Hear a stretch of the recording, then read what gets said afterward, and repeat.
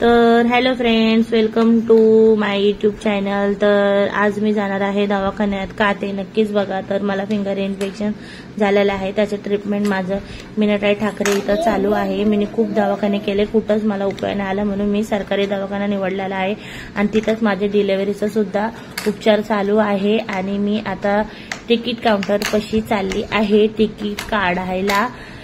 नेरूळला आहे मीनाताई ठाकरे हा हॉस्पिटल आणि बघू शकताय इथे एक भिकारी पण बसलेला आहे। तर आपण काय पैसे देत नाही अशा चांगल्या तंदुरुस्त माणसांना। बघू शकताय तिकीट काढून झालेलं आहे, जे पूर्ण अपाहिज असतं आम्ही त्यांनाच देतो पैसे, असं कुणाला पण देत नाही। तर मला ट्रेन सुद्धा भेटलेली आहे लगेच ताबडतोब। आणि हे नेरूळ आहे, नेरूळचा स्टेशन बघू शकता। इथं साईडला टीसी आहे, टीसी पण आपण तिकीट काढलेले आहे त्याच्यामुळे आपल्याला काही चिंताच नाहीये। हे नेरूळ स्टेशनचा खालचा भाग आहे, खाली उतरल्यावरती त्या साईडला बस स्टँड वगैरे आहे, रिक्षा स्टँड, बस वगैरे। मी वॉकिंग डिस्टन्सला जाते, कारण की इथं 10-15 मिनिटावर 10-15 पण नाही, फक्त 1 सेकंडवरतीच ते दवाखाना स्टेशनच्या पुढे आहे। आणि मी इथं फिंगर इन्फेक्शनला लाईन लावलेले आहे दवाखाना डॉक्टरला। तर हे दवाखाना बघू शकता किती मस्त असं क्लीन आहे, किती सुंदर।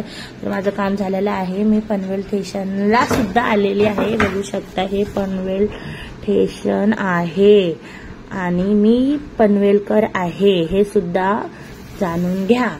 आणि तर चला मग भेटूया आता पुढं, घरी जाऊन जेवण बनवायचं आहे। नवरा माझा घ्यायला येत आहे तर चालेल। तर हॅलो फ्रेंड्स, आता हॉस्पिटल मधून आलेलो आहे, खूप दमल्याने झालंय। आता जेवण बनवायचं आहे, नवऱ्याने तंदूर घेऊन आलाय, ते तंदूर बनवायचं आहे। आणि तंदूरची रेसिपी माझ्या यूट्यूब चॅनलवरती आहेच, बघा नक्की तुम्हाला जर बनवायची असेल तर। चला तर आता हॉस्पिटलमधून आलोय, रिपोर्ट म्हणजे आता मी फक्त साधा असंच चेक करायलाच गेलते याचा प्रेग्नन्सीचं, काय म्हणजे असं बाळाची धडकन वगैरे ऐकवले त्यांनी, बाकी काय नाही, बाकी सगळं व्यवस्थित आहे, फक्त थोडंसं ब्लड कमी आहे, बाकी नाही तर सगळं व्यवस्थितच आहे। मग ठीक आहे, चल चालन। गाईस बघू शकताय की ते अशा गोळ्या दिल्या त्या कॅल्शियमच्या आणि ह्या काहीतरी रक्तवाढीच्या आहेत, कसल्या तरी आहेत ह्यावाल्या गोळ्या, रक्त कमी आहे ना ब्लड त्यासाठी। आणि ह्या माझे मला थोडंसं इन्फेक्शन झालं आहे, फिंगर इन्फेक्शन झालेलं आहे, त्यासाठी या गोळ्या दिलेल्या आहेत। हे बघा इन्फेक्शन काय झालंय ना ते तुम्हाला मी दाखवतेच, बघा हा तुम्ही एकदा काय इन्फेक्शन मला कमेंट सेक्शनमध्ये सांगा, त्याला काही इलाज आहे का। मी खूप ट्राय केले, खूप गोळ्या औषधं करते तरी जातच नाही ते, तुम्ही मला एकदा सांगा।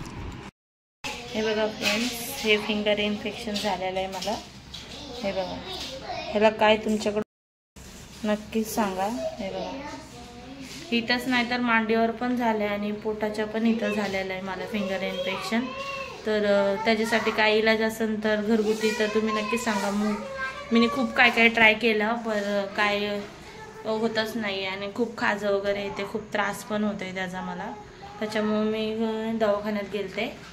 आणि मग तसंच मग हे प्रेग्नन्सीच्या ह्याला डॉक्टरला पण दाखवलं, म्हणजे काय असन सोनोग्राफीचं, कारण मला आता 8 मंथ चालू आहे गाईज। आता मला 8 मंथ कंप्लीट होऊन ह्या 15 तारखेला 9 मंथ चालू होणार आहे।